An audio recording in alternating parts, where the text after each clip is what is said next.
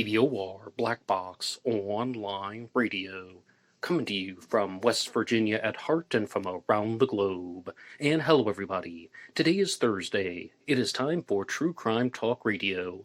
Normally I come to you guys live on Thursdays for the segment True Crime Talk Radio in the morning, but this episode is being presented in this format because recently I had the opportunity to interview Sonnet Daymont. She is a psychotherapist and the author of the upcoming book, When Dangerous Feels Like Home.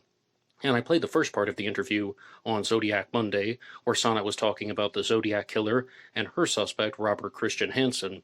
And in this part of the interview, we're going to talk more about psychology, as well as some true crime cases, and particularly the murder of Jude Mirra, which is one that Sonnet was directly connected to, or at the very least, she knew the people involved. And you guys know the drill. You can hit the like button if you want, subscribe if you haven't, and drop a comment down below if you have something to say about any of the stories that are mentioned in this episode. And please feel free to tune in to Black Box Online Radio next week on both Tuesday and Thursday for True Crime Talk Radio in the morning, coming to you at 10:30 a.m. Eastern Standard Time, live here on YouTube.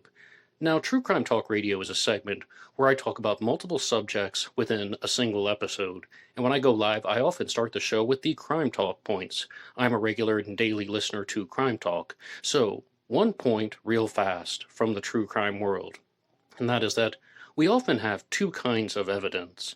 We have evidence that is very strong, and then we have evidence that is often based on speculation, hypotheticals, and possibilities. And when we're looking at some of the unsolved mysteries that I talk about on this channel, such as the Zodiac Killer, Jack the Ripper, and D.B. Cooper, we need to focus more on the strong evidence, the physical evidence, the hard evidence, because you will notice this when you watch other content about those cases that I just mentioned, or about any unsolved mystery.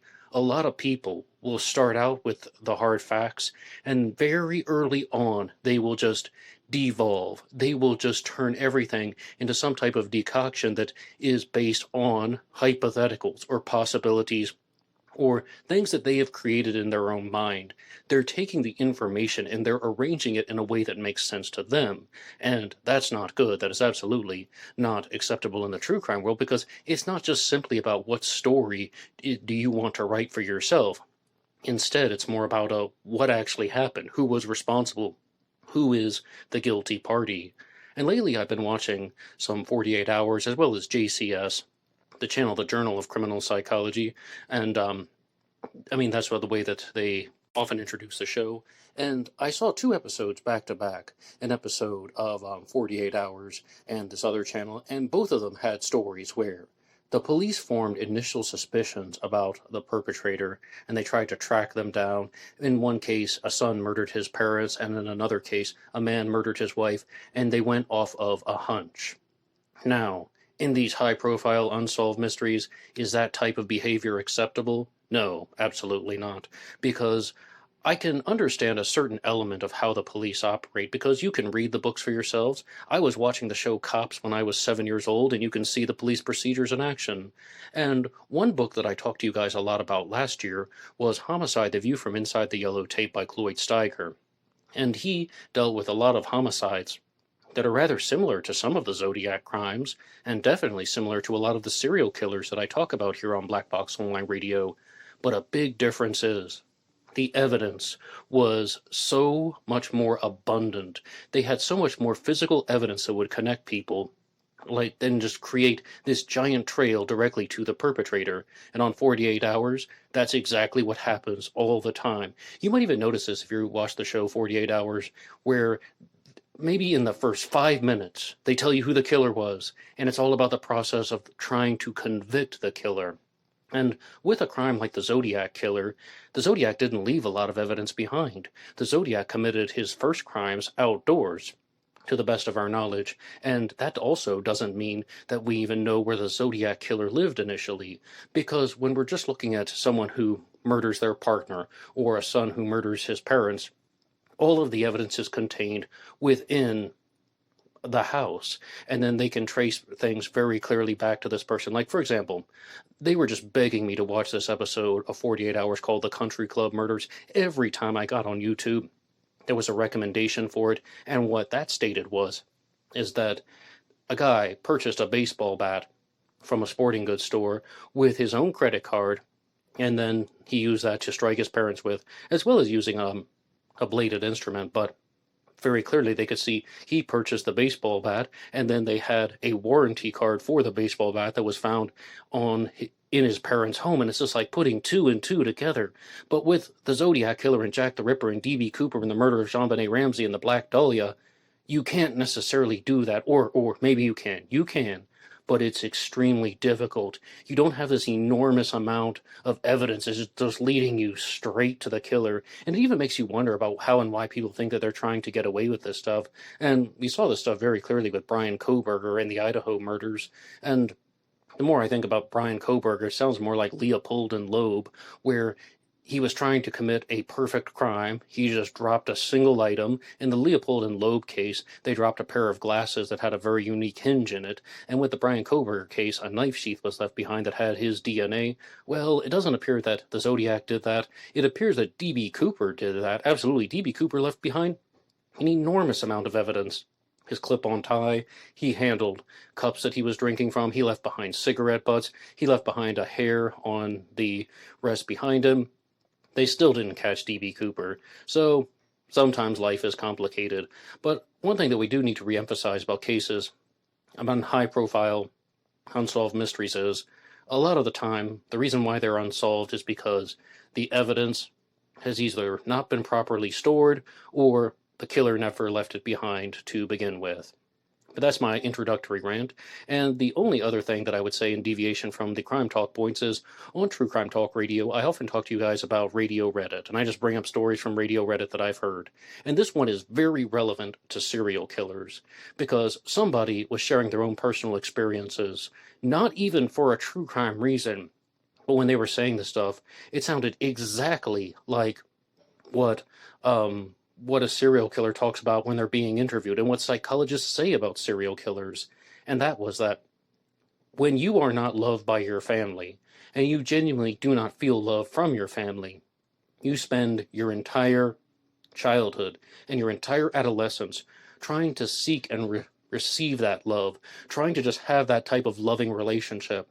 And one thing that I always talked about on Black Box Online Radio was I couldn't understand why some people would go on to become serial killers. Okay, yeah, you had a bad childhood, but then this person goes to a university, they get a job, they have a business, they buy a house, they have a functioning, operational life, and they have everything that a lot of other people could want, and yet they still choose to commit homicides. Well, what this person said on Radio Reddit was, once you are gone from the home, once you realize that you are not going to have that type of love from parent to child or even from the other people in the family, and you're off on your own, and then everything is gone, and that desire for love is over. There is no more desire to be loved, and the desire turns to rage. And that person is just sharing their own experience, but absolutely, I thought that sounded like the way that psychologists talk about serial killers, and that type of rage manifests itself in a person in a very secretive way where they learn how to behave politely in social situations, and they learn how to unleash their destructive tendencies when it's late at night and no one else is around except for the victim. Okay, now I've truly ended my two-part rant, and yes, I often begin True Crime Talk Radio with the Crime Talk points and Radio Reddit, and I would like to welcome Sonnet Daymont to the program in just a minute, but I also have something else here to share with you, because she is going to be talking a lot about the murder of Jude Mirra, and it's a case where she knew the people who were involved. So I just want to provide a very introductory statement, because when we were doing the interview, I was unaware that she was a first-hand connection to the people who are going to be discussed in this story, and Jude Mirra was actually killed by his mother, whose name was Gigi Jordan. And I'm just going to read here. This is actually from a website that I have never heard before called Frontiered Communication, and it says, in 2014, Jordan, that refers to the mother Gigi Jordan, was convicted of manslaughter for force-feeding her 8-year-old son, Jude Mirra, an overdose of pills. Jordan had used facilitated communications with her son, believing that the messages that they typed revealed abuses the child had suffered, and in Mirra's final hour wanted her to kill him. And when I read that, I did not understand it at all. And maybe you'll even hear this in the interview clip that I'm going to play when I'm talking to Sonnet Daymont, and I'm like, well, what exactly do you mean? Like, what exactly is going on? Well, these are some messages that were actually obtained, and in short, I'm just going to read this next segment from the Frontier Communications, where it says, "In the time leading up, Jordan attributed the following typed messages to her son: I need to be dead. I need a lot of drugs to die peacefully. So let's get out while we can. We're going to die anyway, so let's do it ourselves instead of them." In short, it seems like she is either brainwashing him or trying to make it look like he was asking her to do this, or putting him in some type of state where he thought that he was supposed to receive an excessive amount of drugs. In February of 2010, she took Jude to a Manhattan hotel room with the intent to force feed him an overdose of pills. Also, messages that were created: "I feel so bad, I want to be done with life. We need to leave in a way that will not give their way. Get the pills and try to do it. I wish you to do it soon. I'm scared, you are too chicken. Jesus, no, forgive you. He forgave you a long time ago. It's not murder, I think, if you're doing it to save me from them." And this article will also go on to say that some people thought because Jude actually had autism that he wouldn't have even been able to compose those sentences. I'm not saying that all people with autism are going to be like that, but he wouldn't have been able to understand these messages because they knew him personally and they knew his cognitive levels. So that perhaps could just be an entire ruse. But it seems like she created this facade about she's trying to make her son believe that he wanted to die and she was supposed to kill him. Very, very bizarre, but we're going to hear all about that in the interview with Sonnet Daymont. She's also going to talk to us about her own experiences as a psychotherapist. And I just wanted to read off that segment to provide a little bit of clarity so you'll understand what we're going to be talking about in the interview. And one more time, she is the author of the upcoming book, When Dangerous Feels Like Home. And now, once again, I will welcome Sonnet Daymont to the program. Is going to be talking about your own experiences living with someone who committed a high profile crime. Is there anything else you'd like to share for the listeners of Black Box Online Radio? Um, sure. So my book, When Dangerous Feels Like Home, is about my experience deciding to become a psychotherapist and work with trauma survivors after I had my own, regular life and needed to seek therapy to overcome it. When I was in my 20s, I was a personal assistant to Gigi Jordan, who was a woman who got a lot of press for murdering her son um, in the late 2000s. And it was really hard for me to grieve and make sense of that and try to figure out what to do with myself. And so I just sought all the healing I could. I did therapy, I did exercise, I did support groups, I did sound healings, everything there was to try to heal. It was really hard to find other people who'd been through similar things. So that wasn't something I was able to do. And part of writing my book is so that I can be available. So if you've handled something like that, or you've survived something where it was high profile and really jarring because you got to see the depths of how unkind other humans can be, I'm a resource out there. You can read my book. You can come to me as a therapist. I can help you find others. So that's basically my book. Thank you. Well, no, thank you. I really do appreciate that. And I'm not familiar with the story of Gigi Jordan. You said that's her name? Yeah, she wasn't a serial killer. She was just one person having a really hard time that I believe was a dark triad. Oh, well, I talk about all types of true crime cases here on Black Box Online Radio. But as far as interacting with it firsthand, I pray to God that I will never actually have to say, oh, yeah, I was living with a murderer, and to have that experience that you did. And I commend you for doing all the steps that you did for healing. And to be very clear, when I talk about things, it's always done from the outsider's point of view. I don't know any murderers or serial killers or any of the people that I talk about on Black Box Online Radio outside of being an outsider asking them questions, perhaps the way that I'm talking to you now. And that's why I would love to get your input on some things. How close were you to this woman? I was her personal assistant, so I lived with her and traveled with her for about a year, and then I took a break, and then I was with her again for another little bit of time. Yeah. So back then in the 2000s, when you were a personal assistant, we did a lot of the things that there's now apps to do, like running errands and picking up things and going to get them. And I was like a mixture of Uber and DoorDash, perhaps, with some clerical components. But I traveled with her and her son, and and learned a lot. And it was really painful when she murdered her son. I was no longer living with her at that point, but I, obviously became aware of it. And that experience led me to want to go back and figure out how to heal myself. And I think it's really common when people have experiences like that they want to feel close to other people who have. It makes you feel a little different.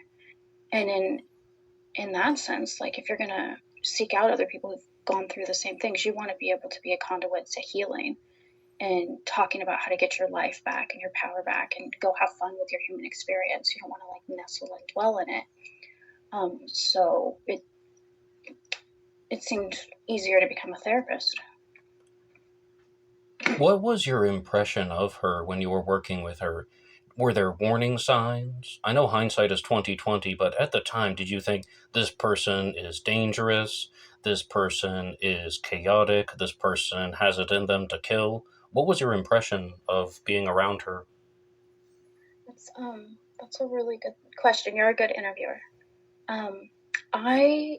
At that time, I was just really infatuated with her because she was a strong, powerful woman who lived relatively as a single woman. And I was in my 20s, and she was, beautiful and wealthy and successful. And I thought of her sort of like a mentor. I thought she was just really charismatic and interesting and super smart. I think anyone you talk to that knew her would talk about how intelligent she was. So you said that like she gave off some very positive vibes. Would you call that glib and superficial charm? Oh, I don't know. I mean, some people will say glib and superficial charm. Some people say when they first meet someone and they get kind of drawn in, it's like a love bombing. And I would say it was somewhere in between the two. Like, it was definitely very validating and love bombish when I first got to know her and worked with her.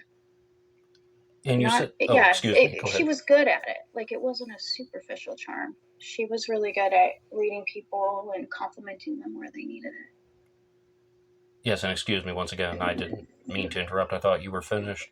And you said she murdered her son. What exactly happened with the crime? How did it go down? Well, there's things that are available in if you look the case up online that you can read about, and then there's things that were just sort of like, in the courtroom or not really brought up in the trial that I learned about along the way. But I would say that the way the case was represented in the media was a lot different than the way it actually went down, because none of us talked about it at the time. I only feel safe talking about it now and finishing up my book because she's passed away.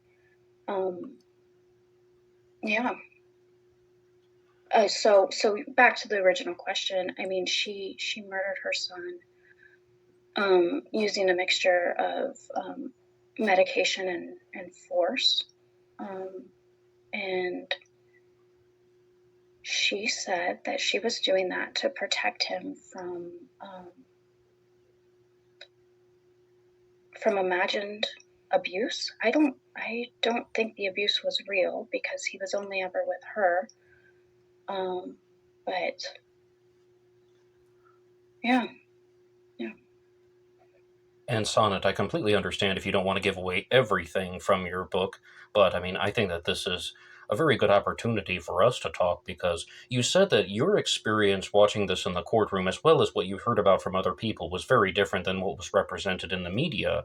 And I mean, feel free to share as much as you like, but I understand that you might want everybody to wait around for the book to come out, because I'm sure you'll talk about it there too.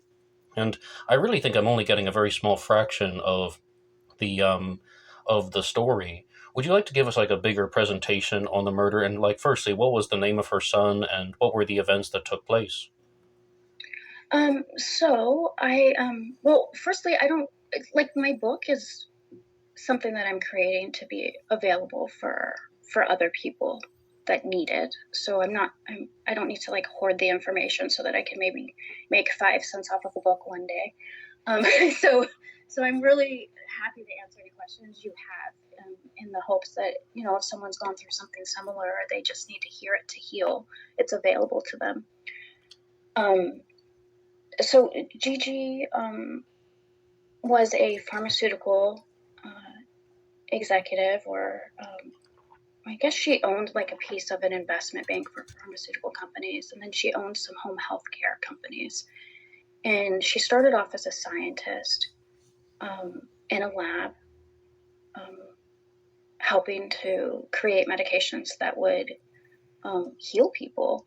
A lot of times we think about the pharmaceutical industry and, there's like this negative connotation that it's greed and people are trying to take from others. But there's also this really real piece of the pharmaceutical industry where if you have cancer or you have AIDS, you're really glad they're around because they're trying to make sure you live. And a lot of people that work in that field are scientists and even business people that are trying to help other people. A lot of times they have family members that have had health problems and they're passionate about it and want to give back, and that's the way their brains work. They're interested in science. And so in my view, Gigi was like one of those people when I first met her. She was somebody that was scientifically minded and wanted to be helpful to the world. And she and I traveled with some other, I would say, members of an entourage. She had a nanny and a partner-ish person. And along the way, we would, pick up housekeepers and different people that would like spend time with us and support her in her work. And her son had autism, and it's a lot of work to care for a child with autism, especially as a single mom. So everybody jumped in and helped in different ways. And even though my job was simply to like support her in faxing, I don't know if you remember fax machines. That was like a big part of my day. It was like fighting these fax machines all the time to send documents around, or going to pick up things at stores or scoop up lunch. And separate from that, I obviously would like jump in and chip in to help her son. And my understanding is that, a couple years after I left, he was bigger, and she just wasn't really able to keep up with caring for him. It was just too much for her.